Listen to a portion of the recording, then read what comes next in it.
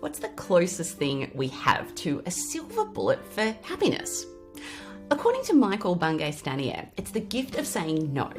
He admits he's a lifelong people pleaser, but he's learned that every yes only matters if your no carries weight. In this episode, Michael shares the tools he uses to protect his time and energy, the 5 criteria for saying yes, the if it was tomorrow test, and the journaling system he finally cracked after decades of false starts. By the end, you'll know how to slow down the rush to yes, focus on what really matters, and create space for the life you want. This is How I Work. Let's dive in. I'll start by saying it's just one of those skills that, a little bit like gratitude, turns out to be a silver bullet, or as close to a silver bullet to happiness as you can get, even though silver bullet's a terrible metaphor. So let's call it, I don't know, a warm, gentle hug towards happiness, which is this gift of being able to say no. And I mean, I'll tell you, I am not particularly good at it, because I don't like unhappy people. I like pleasing people. I'm the eldest child, so I've got a strong sense of responsibility and show up and do the thing. But there, at the heart of understanding no is a commitment to what you're saying yes to. So saying no is not just look, I'm just being obstinate or selfish. It's, I've got an idea of really what matters, and my yes is meaningless unless my no has some weight. And I'm going to just take a rough guess here that there's not a single person listening to this podcast or a single person participating in this podcast, so that's you and me, Amantha, who's going, the problem with my life is I just don't have enough stuff in it. The problem with my life is it's just not crowded enough. Like, everybody's got too much on the yeses. And so every time we make a commitment without a no, we're pouring water into a full glass. And all you're doing is getting the floor wet. And you're not really getting committed to the big thing. So I've done a few things to try and build my capacity for saying no. And a lot of it is structural stuff. So it's actually not building my capacity for saying no. It's building an infrastructure around me that allows me to say no when there's parts of my body screaming to say yes. I'll give you an example. One of the things that's really helpful is just to know that, look, I don't have to say yes right away. And in fact, one of the core things I keep trying to tell myself is, Michael, slow down the rush to yes. Every yes is precious. Your default should be no. Your default shouldn't be yes. Your default should be no. So slow down the rush to yes. So just, in some ways, this is just getting a little bit more mindful about what are you committing to and how quickly. What helps me do that is to have criteria about what I'm saying yes to. And, you won't have criteria for everything in your life that you're saying yes to. But as an example, I get asked to come and give keynote speeches on a regular basis.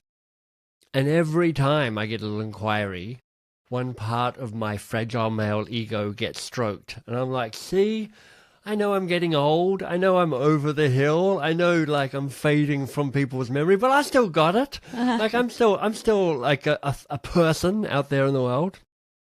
And what happens is 6 months later, I end up in some God-forsaken part of the world, and the US or Canada or wherever it might be, going, what am I doing here? Who's responsible for me giving this talk? And I'm like, I am. I said yes to this. It's my fault. Here's how I work it for my speaking, and people can figure out their own kind of version of this for whatever shows up for them. But I have 5+1 criteria for my speaking. And I'll tell you my 5 criteria. And the rule is, if they tick 2 of the boxes, I'll have a conversation with them. So the 5 criteria is, they will pay my full fee. Now, I live in Canada, and so the speaking fees in North America are ridiculously large. I've tried to price myself out of the market, so most people don't want to pay the money, because I'm like, my rack rate for a speech is $50,000, which is, believe me, I know how stupid that is. And when people go, that's a ridiculous amount of money, and I'm like, it is. You should find somebody else. But so this is me kind of building infrastructure to create kind of tension, resistance to people wanting to even ask me in the first place. But anyway, my 5 criteria: pay my full fee. It's a friend who's asking me. it's a cool organization. It's in a cool location. It's more than 1,000 people in the audience.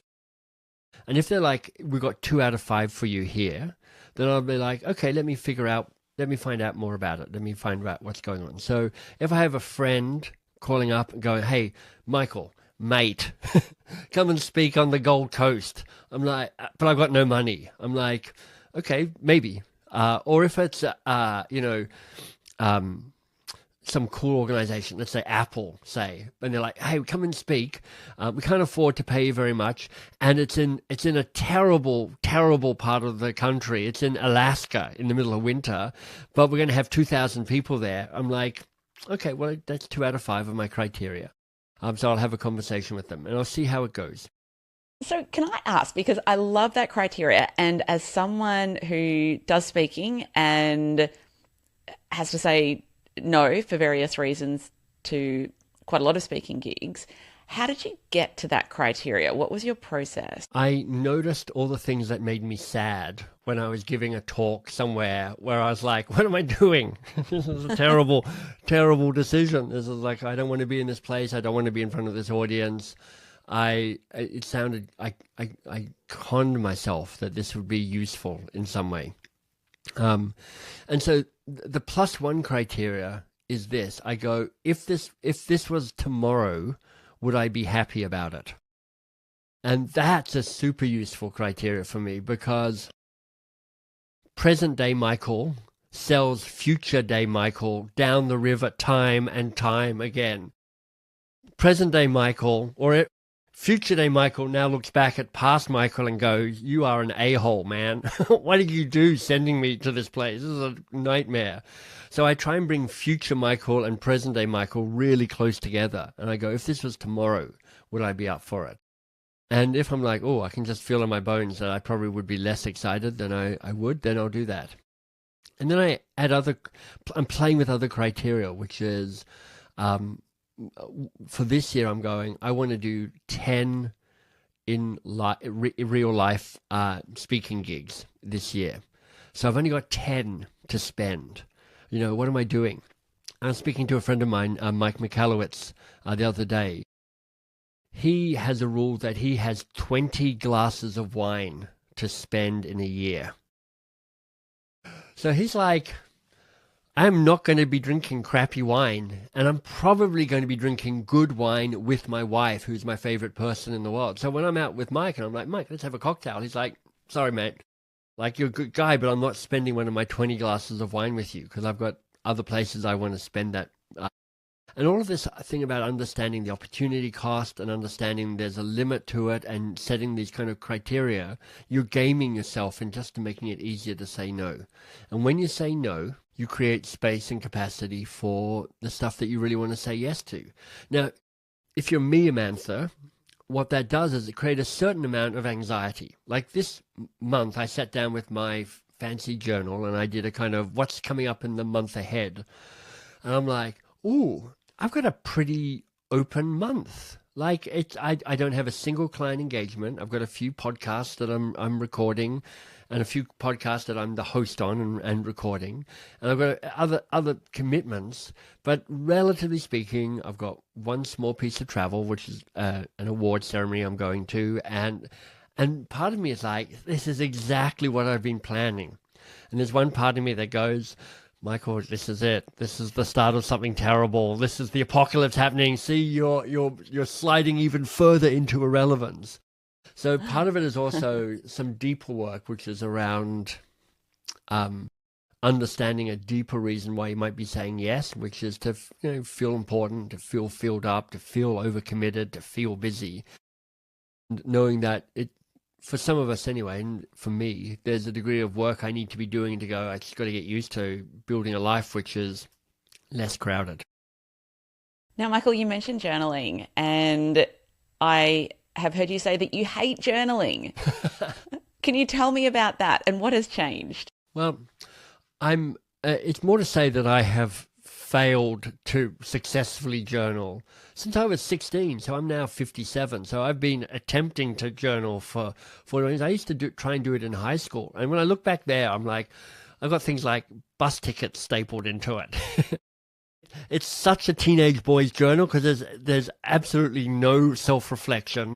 There's no sense of emotionalness. It's purely a kind of did this, did that sort of criteria, and not even interesting things. And I've tried most of the journaling formats because there is something about creating a space where you stop and you reflect and you're able to kind of be provoked and think about the day. And I found that two types of journals didn't work for me. One is the kind of artist way, just free float and just write whatever comes into your head. That's just a bit too loose for me. Equally, there's a type of journal which is more of a planned thing, which is like, okay, write down the date, write down your 17 commitments, write down your phone calls, write down your vision, write down your 3 values, write down. I'm like, first of all, I don't have time for this. And secondly, it's too structured. I've got a freedom driver that just makes me want to rebel against things like that. So I have been looking for a journal that allows me to make progress on the stuff I need to do day to day. So it makes me present and makes me focused for the day ahead, but also provokes me to learn and to grow and become a wiser, smarter person. So this is what people like me do. I created my own journal. So I've got something called the Do Something That Matters journal, which you so nicely set me up. You're holding it up from the screen, and I've got mine in front of me as well. And I find this one works for me. It's 3 questions in the morning to check in, and 1 question in the evening or for the next morning if you want to do that. So that's your kind of daily movement, making progress. You know, the progress principle by Teresa Amabile, which is like people find meaning if they make small, regular progress on stuff that matters to them. And then kind of start of the week, end of the week, middle of the week, there are more kind of provocative questions to help you stop and lift your eyes up off the page and reflect on who you are and what's going on to enable kind of growth. So it's not just about the grind, nor is it just about the deep self-reflection, but it's a kind of combination of the two. I would love you to talk about some of the questions that you chose for the journal. It's I love questions. I love them. I mean, if I'm known for anything, it's the Coaching Habit book, which is like kind of my curated 7 best coaching questions. You know, earlier versions of that book, I attempted one version of that book, which was, here are my favorite 132 questions. And it was like, it was a terrible book. It was so bad. I was like, oh my God, this is unbearable and unreadable. It's turgid. But I do keep my ear to the ground and collect great questions. And so the three morning questions, and I'm really happy to give these because you don't. I mean, I'd love you to buy a journal, but you don't have to. You can just kind of use these questions and buy a blank journal and just use them yourself. But the first 3 questions are, first of all, what do I notice? And I asked that question, Amantha, because I am a heady sort of guy, and I'm often kind of a bit into the future and a bit distracted. And what do I notice is a way for me to try and be present. What's going on in my head? What's going on in my heart? What's going on in my ass? What am I seeing out of the window in front of me? What am I feeling? It's a kind of a call to be present to the inner and the outer world that's there right in front of me. The second question is, what do I want? Now, deep cut fans will know that what do I want is one of the questions from the Coaching Habit. And actually, when I've been teaching the Coaching Habit, I've always said, this is the hardest question. It is a hard question.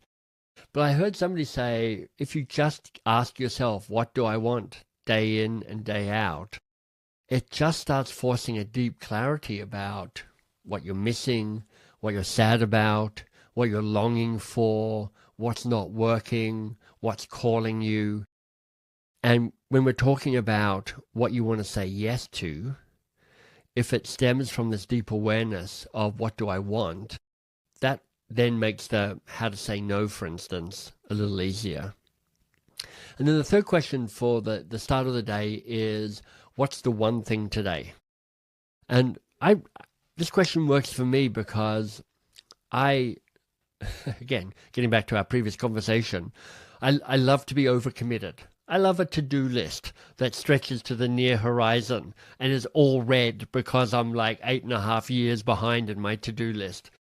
And so I'm like, I've got to remember what's the most important thing today to do, so that I don't go, look, I was busy today and I did 98 things.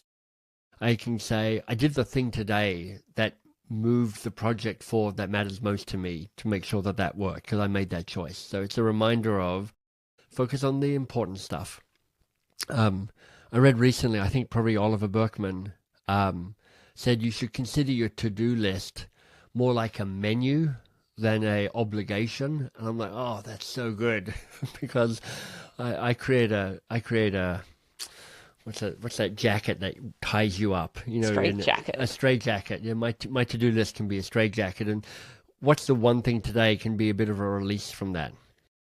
And then the final question, which I tend to answer the next morning, but some people answer at the end of the day, comes from Austin Kleon. He's who introduced it to me, and it's, what's the best thing that happened today? What I love about that is it forces me to, it's a gratitude question really in disguise, because it forces you to go, well, what am I remembering and celebrating and happy about from the day? And it's not what did you do or what did you crush or what boxes did you tick, because not every day is about productivity. Some days are like, the best thing about today was gazing out my window and noticing that spring is just whispering an arrival here in Toronto, because we've been digging out snow for months now, or whatever it might be. It's and for me, as somebody who is perpetually charging into the future and not that good at kind of being delighted about the present, it keeps bringing me back to the present and being grateful, and kind of actually, as I get into my journal, is building up a record of all the good things in my life. I was going to ask, do you look back on your journal? Is that part of your ritual as well? It's not so much. I'm not, that's just not part of what nourishes me. And looking back, I've got too many things calling me forward in the future that make it that hard. But even just this recognition of, in this moment, this was what was good about the day. And it's true that occasionally I'll look slightly back in the journal if I'm kind of, like this morning, for instance, it's Monday, the 3rd of March here in Canada. I spent like an hour reflecting on what I'm thinking about for the year ahead, for the month ahead. And in part that was looking back over February and going, what do I notice from February? What happened? What am I celebrating? So there's a little bit of that look back that happens there, but it's not a kind of regular thing. Some people love to kind of like dig deep into their journals and flick through them, and that's not for me. Yeah, it's funny. What it reminds me of is, so my partner is a very consistent journaler. You've probably seen that 1 sentence a day journal where you write a few sentences over 5 years, and then every year is a different row, if you like. I love that. It's so clever. It's such a clever construction. It is, isn't it? So I got us both one about nearly 2 years ago now. I have written about 15 entries. He has written several hundred. And what's really great, he's a very generous journaler in that he'll often talk about what's happened in both our days. He'll be like, nice. I did this, and here are the key beats to the day, and then A did blah, blah, blah. And it was funny, we were looking back on it last night, and I was in such a low point for work, and I remember just viscerally how that felt, just with even 1 or 2 sentences he read out. And there was something quite joyous in going, wow, I've done a 180. I feel completely different. And so I understand like that some people don't like looking back, but I personally found that so useful just for that sense of progress over the year. That's so good. I can absolutely see how that would be great, because I think it's true that we tend to homogenize our past, kind of blend it all into going, oh no, it was all 7 out of 10.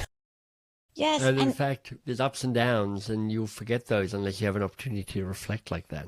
That's so true. It's like some of the details that were written there, even about Frankie, my daughter, I'm like, that day just would have disappeared from my mind had we not captured that one sentence that summed up that day beautifully. Clearly the journal to buy here is the 1 line a day 5-year journal, but if you also like a second journal in your life, you can consider. But I mean, I know that because when I was writing this journal, I just bought all sorts of journals to kind of go, well, what do I like and what are people doing?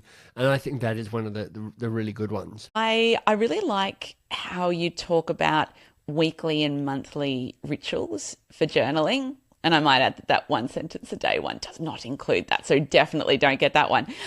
But I would like to talk about what you do at the beginning of the week and what you do at the beginning of the month that is different. So let's start with a weekly focus. And indeed, it even says weekly focus in your journal. Tell me what you do differently at the beginning of the week. So I try and do...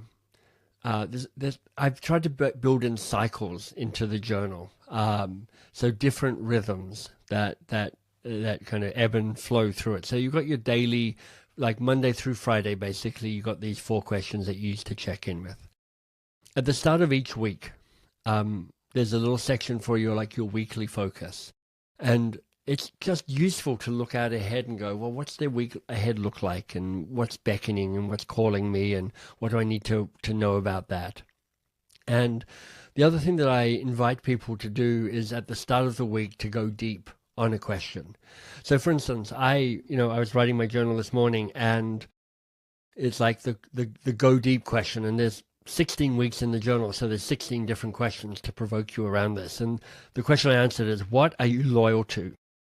So this is what keeps you there even when the sensible thing is to leave. Loyalty can be what's required. Loyalty can also mean sticking around too long. What's your deep commitment? So, here's what I wrote. Email. Boo! Because I'm like, I'm trying with my assistant to extract me from email, and I'm finding it very hard to let go of that. Being too busy and overwhelmed, and I'm committed to avoiding the hard things. So this is like, obviously I was fueled up on an espresso, so I was trying to go deep on myself, which is like, where's my loyalty, which is part of how I show up in the world. I'm a good, loyal person. I'm paying a price for that. And I could have, depending on the day, I could have gone somewhere else entirely, which is like, I've got a loyalty to my 15 closest friends because I'm the one who will ring them up and chat with them and have those conversations. But for me, to this morning, it was really helpful just to go, I've got a deep commitment to avoiding some stuff or sticking with stuff that feels too comfortable for me. And that's a helpful thing. And every start of every week, there's a kind of new question to provoke you to go a little deep and kind of shake you up a little bit. And then the journal is also designed on a 6-week cycle, which is something I stole from kind of lean production. And the guys at 37 Signal, they're the ones who wrote, what did they write? What is it? It's like Rework. It's called Rework. Yeah, and it doesn't have to be crazy at work or something like that. Right, that's it. Yeah. And they have a podcast called Rework as well. And so they run a SaaS technology company, but they've always been quite contrarian around how they work. They're like, probably most of common sense at work is terrible. So what do we think is actually good? And the way that they produced work is they do a 6-week sprint, and then a week or 2 to reset and recalibrate and figure out what's next. And then they go, right, here's what I'm working on for the next 6 weeks. And they work that. And we've used that cycle in a membership group we have, which is people working on their big projects. We have 6 chapters a year, six-week chapters and breaks in between. So the journal reflects that, which is like, figure out what your 6-week goal is, what your big thing is for the 6 weeks, and then go for that and commit to that. So you're continually creating these layers of context for your daily check-in. You've got your weekly context, you've got your 6-week context, which helps you stay focused on what's the point of all of this? What am I actually working towards? Okay, so I want to talk about your monthly ritual, because you mentioned sitting down at the beginning of March and thinking about things or reflecting on things. What do you do each month? Well, I do a few things. I try and remind myself the rules I'm playing by. So, things like you're doing this for the joy of the work, and you don't have to do anything you don't want to do. And you know how at the start of the year, the bloom has gone completely off New Year's resolutions. Everybody goes, that's uncool now. Don't make a New Year's resolution. You're dead. But everyone's like, I've got a word of the year. Yeah. Well, I've actually got to be in my bonnet about a word of the year, because I think a single word is typically a bit too simplistic, a bit too vague, a bit too jazz handy. It's like when you go and see corporate values and they're like, here are 5 very banal things as corporate values. And you're like, what's the point of that? Honestly, some words of the year strike me like that as well. So my thing is get 2 words for the year, because 2 is more than twice as good. Because when you have 2 words, they're in relationship with each other, and ideally your 2 words want to be in tension with each other. So there's a kind of push-pull around that. So my 2 words for 2025, one is artisanal, meaning I want to create beautiful stuff. Stuff that like an artist makes, where you're like, there's a magic to them, and there's a uniqueness and a specialness to that thing. So I want artisanal.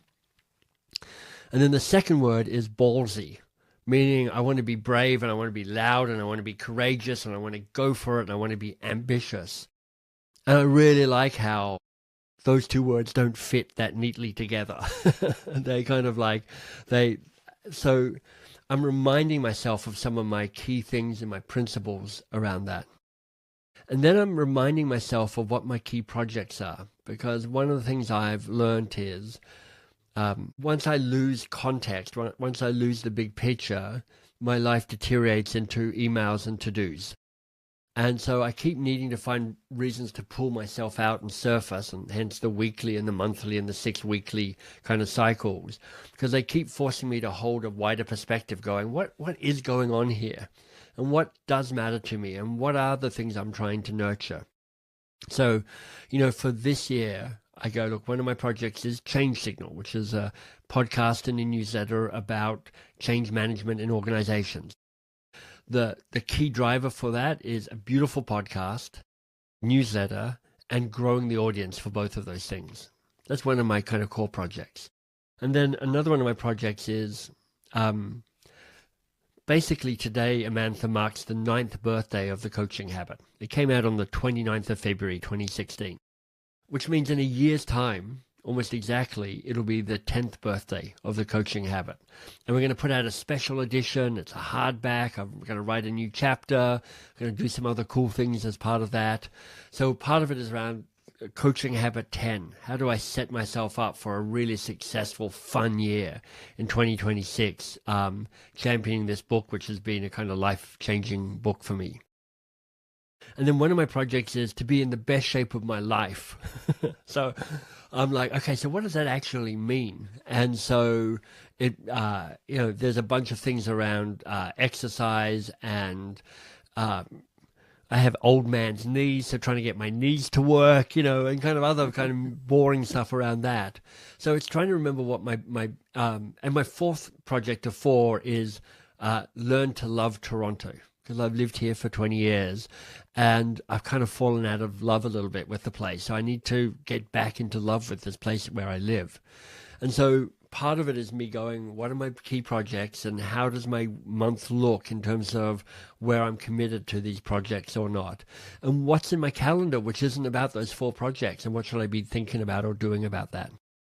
I love that. How long, like practically speaking, do you sit down and think about these things every month? Like, is it just a quick half an hour? Is it a day? What does that look like? 17 days. I spend the first 17 days of every month just planning. No, I'm kidding.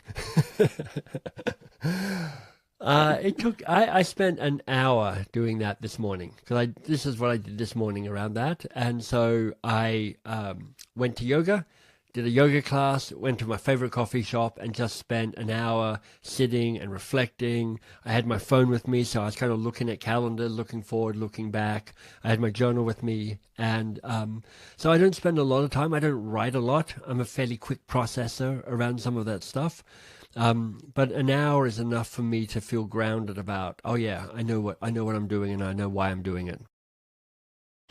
The final thing I wanted to ask is like to coincide with the launch of your journal, you put out an ebook that was 52 brilliant questions. And I love that. It's a lot of questions. I would love to know one or two or three that are like your absolute favorites that you find yourself coming back to a lot. Yeah. It was such a fun exercise because I was just writing to people who I know in the coaching world and kind of beyond going, what is your best question? Why do you like it so much? And it had a real mix. Some of them are familiar ones that people have heard before, things like, if I had no fear, what would I do? And that can be really liberating. Although I prefer a slight version on that, which is, if I didn't care about the consequences, would I still do this anyway? Because I don't know how to get over fear. Like, fear is just part of, as part of our nervous system. So having no fear, I feel like it feels like you're lobotomized. You have no fear. But if you're like, I don't care about the consequences, what does that look like can be really powerful. One of the questions is, what does it mean to be fully committed to this? And for me, that's particularly powerful. But, I think perhaps the one that is, the one that I really love is from a guy called Frankie Thorogood. Frankie was this young guy in his 30s, but he had this kind of early wisdom to him. He's a seeker and he's a questioner, and he's just accumulated a kind of a grace and a presence to him, which I really admire. And his was the final question in the book, and it was, who do you love and who loves you? And, before we hit record, Amantha, you were saying, last year was difficult for work, but it was fantastic on a personal level because, you're getting married and you found your person. And it is amazing what that means when you find your person, when you feel loved. This year I get to celebrate 30 years married with my wife, which is impossible because I'm still young, god damn it. But I'm just very lucky to have somebody who I love and who loves me. And as I sometimes say about marriage, a good marriage is when you both feel that you're getting the better deal. And I definitely feel like I'm getting the better deal. So I really think, we can talk about productivity and efficiency and all of this and self-growth, but if you can kind of crack your heart open and love somebody and be loved, those are both learned skills, by the way. Those are things you can work on to get better at.